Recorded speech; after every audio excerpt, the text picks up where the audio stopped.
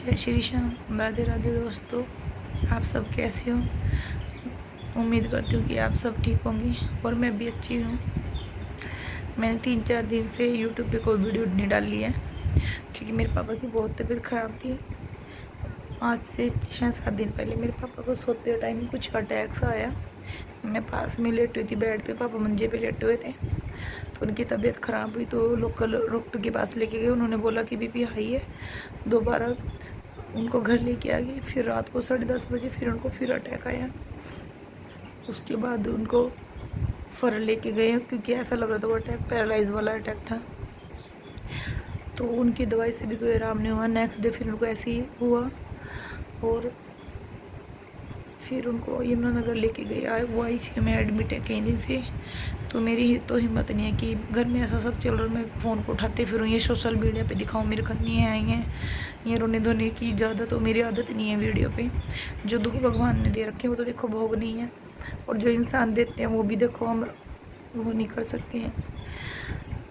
अब इस हालत में मेरे पापा मुझे बोला कि बेटे तू शादी कर ले। मैं एक बार धोखा खा चुकी हूँ, तो मैं फिर से शादी करने का मेरा मन नहीं है। मुझे इस बीच बहुत से लड़कों ने पसंद भी किया, बहुत लड़कों ने पसंद किया, पर मैंने उनको यही बोला मैं शादी तो कर लेती, पर मैं अब जब किसी पे ट्रस्ट नहीं कर सकती और बिना ट्रस्ट के कोई रिश्ता नहीं चल सकता। तो इस वजह से मैंने अब तक शादी नहीं की है, क्योंकि मैंने किसी के लिए बहुत बहुत बहुत बहुत किया था और वो मेरी पेट में छुरा खोपता रहा।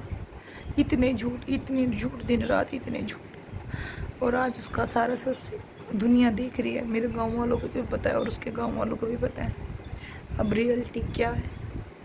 तो मेरे में हिम्मत नहीं है मैं किसी को अपनी लाइफ में लाऊं, और क्योंकि एक चाव होता है इंसान का शादी को लेके, बहुत सपने तो छोटी छोटी लड़कियां, छोटी छोटी ख्वाहिशें होती है लड़कियों की कि पार्टनर अच्छा हो, इज्जत दे, सम्मान दे, उसके छोटे छोटे शौक पूरे करे। मेरा तो कुछ नहीं था, मैं तो पढ़ना ही चाहती थी, मेरा और कोई शौक नहीं था। हाँ, आप ज़रूर पढ़ रही हो उसके बाद। उसने तो पढ़ने नहीं दिया क्योंकि वो किसी और के खर्चे उठा रहा था। हार के मैंने डाइवोर्स ले लिया। इतनी खेल देखने के बाद, इतने झूठ देख मैं सब यहाँ पे नहीं बता सकती, और ना ही मैं उनको पलों को याद करना चाहती। उन ढोंगबाजियों को मैं कुछ भी याद नहीं करना चाहती, क्योंकि मुझे तो उस ऊपर वाले पे विश्वास है, जिस दिन उसकी इंसाफ की लाठी उठेगी वो सब हिसाब क्लियर करेगा। बस मुझे तो अपने पापा की फ़िक्र है। बस थोड़ा यहाँ पे कि वो मुझे फिर से शादी के लिए बोल रहे हैं, जो मैं करना नहीं चाहती। अब आप बताइए मैं क्या करूँ? अपने पेरेंट्स की मानूँ या खुद की लाइफ जीऊँ? क्योंकि मैं तो अब बिल्कुल भी शादी में बिलीव नहीं करती, क्योंकि अगर मैं अपनी स्टोरी बताने चलूँ ना आपको, तो आप शौक हो जाओगे कि आज के टाइम में भी कोई लोग ऐसे कर सकते हैं, ऐसे फिजिकली मेंटली पता नहीं भगवान के नाम पे कैसे कैसे टॉर्चर कर सकते हैं। और वो जब मैं डाइवर्स ले लेती हूँ तो वो कितने चेंज हो जाते हैं, कितने मॉडर्न बन जाते हैं, और वो सब करने के लिए कोई कितना प्री प्लान खेल खेला, मतलब उन लोगों ने, मतलब दूसरी औरत को घर में लाने के लिए, जो शादी से पहले की उसकी लाइफ में थी, और मेरे साथ इतना बड़ा प्री प्लान खेल खेला, मुझे बर्बाद किया, मेरी लाइफ को किया। तो उसी से शादी करा लेते, मेरी की शादी कराते। मेरे से क्यों शादी करी थी? सॉरी, मेरे वर्ड मिस वर्ड हो रहे हैं बीच में। और पापा फिर से बोले शादी के लिए, क्योंकि पापा बहुत सीरियस हैं, बहुत सीरियस। और सच मेरे में बिल्कुल भी हिम्मत नहीं है शादी के लिए। तो बस आप सबसे ये दुआ है कि प्लीज़ प्रे करना मेरे पापा के लिए, वो जल्दी से ठीक हो जाए। और शादी करने की सोचूँ तो मैं कैसे हाँ बोल दूँ? क्या बाज़ार में रेडीमेड तो नहीं मिलते अच्छे इंसान? जिस इंसान के साथ हम रहकर उसके परिवार का, उसकी माँ बहनों के लिए सब कुछ करते हैं, जब वो हमें हमें इतना धोखा दे देते हैं, तो किसी अनजान पे तो क्या भरोसा कर सकते हैं। जब वहाँ पे मैं रह के आ चुकी हूँ और कई धोखा खा चुकी हूँ, और झूठ पे झूठ, झूठ पे झूठ, झूठ पे झूठ, एक ही बात कहीं तो सच्ची होती, कभी तो तसल्ली होती मुझे। वहाँ से आने के बाद मुझे लगता हाँ कि मैं शायद मैं गलत थी और वो सही था, नहीं मैं ही सही थी, आखिर में मैं ही सही निकली।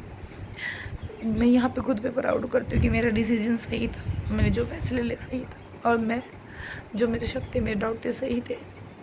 तो यही वजह मैं अब किसी पे बिलीव नहीं कर पाती कि मैं कैसे अजनबी पे, क्योंकि देखो यार, गांव से बिलोंग करते हैं और लव मैरिज वाला कोई इश्यू नहीं है। वैसे घर वालों ने छोड़ दिया, जहाँ पे भी शादी करनी हो कर लो, पर मेरे में हिम्मत नहीं है यार। और मैं इंटरकास्ट मैरिज में बिलीव नहीं करती हूँ। मैं राजपूत हूँ और जिससे करूँगी वो भी राजपूत है। अगर करनी हुई तो, वैसे मेरा कोई मन नहीं है। अभी तक करनी होती मैं कभी की कर चुकी होती शादी। बस पापा की वजह से सोचना पड़ रहा है। मैं ये सोच रही हूँ क्या करूँ, क्या डिसीजन लूँ। प्लीज़ प्रेयर करना मेरे पापा जल्दी से ठीक हो जाए और मैं तब सोचूँ अपनी लाइफ के बारे में। वैसे तो मैंने फाइनल डिसीजन यही कर रखा था कि अब मुझे शादी नहीं करनी है। फाइनल डिसीजन मेरा यही था। अब पता नहीं परमात्मा क्या चाहते हैं। मैं नहीं चाहती हूँ दोबारा उसी जहन्नुम में भेजना चाहते हैं जहाँ से निकल के आए। पर वैसा मुझे इतना तो मुझे भी पता है कि पांचों उंगली एक सरी नहीं होती है। क्या अब तक कोई उससे अच्छा हो, और परमात्मा जो भी करता अच्छे के लिए किया है। मुझे उस नरक से निकला जहाँ पे लोग भगवान के नाम पे ढोंग करते थे और इतना बड़ा प्री प्लान खेल था, और इतने सारे झूठ बोलते थे, दिन रात झूठ बोलते थे। ऐसे लोगों से के बीच से बाहर निकलना।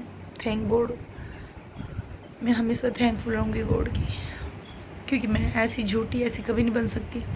और मैं ना ही मैं ऐसी बन सकती जैसी वो थी जिसके किसी शादीशुदा इंसान के पीछे पड़ के किसी का घर उजाड़ दो।